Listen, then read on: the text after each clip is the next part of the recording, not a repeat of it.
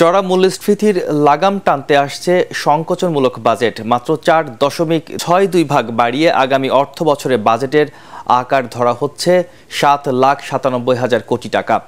নতুন বাজেটে রাজস্ব আয়ের লক্ষ্যমাত্রা ধরা হচ্ছে 5,40,000 কোটি টাকা।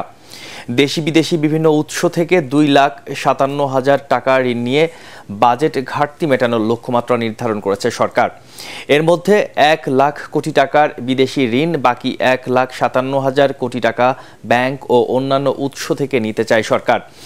9 ভাগের বেশি মূল্যস্ফীতি থাকলেও 2024-25 অর্থ বছরে গড়ে 6.5% মধ্যে রাখতে চায় সরকার। একই সঙ্গে জিডিপি প্রবৃদ্ধির লক্ষ্যমাত্রা ধরা হচ্ছে 6.75%। সংসদে বাজেট অধিবেশন বসছে বুধবার। নতুন সরকারের প্রথম বাজেটে প্রথমবারের মতো 6 জুন বাজেট উপস্থাপন করবেন অর্থমন্ত্রী আব্দুল হাসান মাহমুদ আলী। অর্থনৈতিক সংকট কাটাতে কর কাঠামোর সংস্কারের পাশাপাশি কালো টাকা সাদা করার সুযোগ থাকছে। বাড়ছে সামাজিক নিরাপত্তার আওতায়।